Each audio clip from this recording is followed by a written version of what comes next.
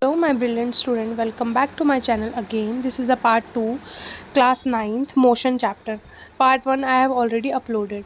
देखो पार्ट 2 में हम पढ़ेंगे. पार्ट 1 हमने कंप्लीट कर लिया था डिस्टेंस एंड डिस्प्लेसमेंट तक. अब हम पढ़ते हैं स्पीड एंड वेलोसिटी और आगे की चीज़ें.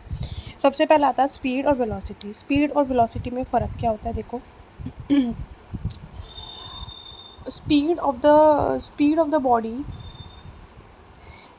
The body is distance travel by it per unit time. देखो स्पीड क्या होता है, किसी भी बॉडी की स्पीड हम देखते हैं डिस्टेंस, कितना डिस्टेंस उसने ट्रैवल करा है पर यूनिट ऑफ टाइम में. मतलब एक टाइम पे उसने कितना डिस्टेंस ट्रैवल किया है उसके बेस पे हम स्पीड का पता लगा देते हैं.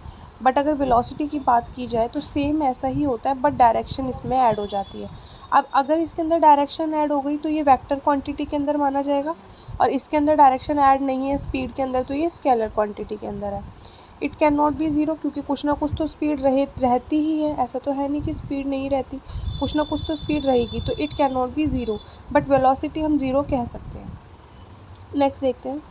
अब नेक्स्ट आ जाता है एवरेज स्पीड और एवरेज वेलोसिटी. अब देखो कई बार एग्ज़ाम में ये पूछे जाते हैं, इन फॉर्मूले से कुछ न्यूमेरिकल्स आते हैं. जैसे कि एवरेज स्पीड क्या होता है. एवरेज स्पीड होता है टोटल डिस्टेंस, किसी भी बॉडी ने जो टोटल डिस्टेंस ट्रैवल किया है उसके अपॉन में पर यूनिट टाइम, कितना टाइम उसने टाइम टेकन कितना लिया है, उसको कहते हैं एवरेज स्पीड. जस्ट क्वेश्चन में डायरेक्ट आपको बता देंगे कि एवरेज स्पीड निकालो, या फिर घुमा फिरा के भी आपको बता सकते हैं, बट आपको उस फॉर्मूला आना चाहिए तो आप कर सकते हो ये क्वेश्चन. नेक्स्ट आता है एवरेज वेलोसिटी. एवरेज वेलोसिटी का कैसे निकाल सकते हैं.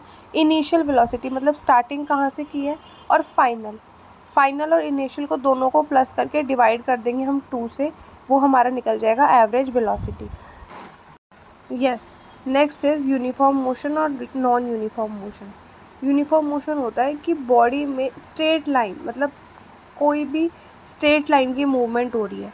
नेक्स्ट आता है cover equal distance equal time, मतलब उतने ही डिस्टेंस में उतना ही टाइम. मैं आपको ये बाद में बताऊंगी एग्जाम्पल के साथ. जस्ट एक बेस आप समझ लो कि यूनिफॉर्म होता क्या है. तो यूनिफॉर्म मोशन होता है बॉडी का मूवमेंट, किसी भी बॉडी का मूवमेंट बट एक स्ट्रेट पाथ पर, बॉडी का movement on a straight path.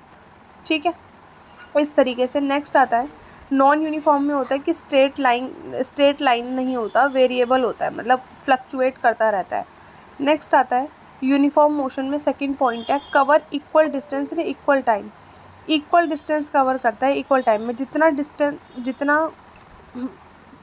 जितना बॉडी का डिस्टेंस होगा उतना ही टाइम ट्रेवल करेगा. मैं एग्जांपल्स के साथ आपको बताऊंगी. नेक्स्ट नॉन यूनिफॉर्म मोशन आता है अनइक्वल डिस्टेंस होगा पर टाइम इक्वल होगा. डिस्टेंस हमारा कभी 100 किलोमीटर हो रहा है तो कभी 200 हो रहा है, कभी मतलब इस तरीके से 500 जा रहा है.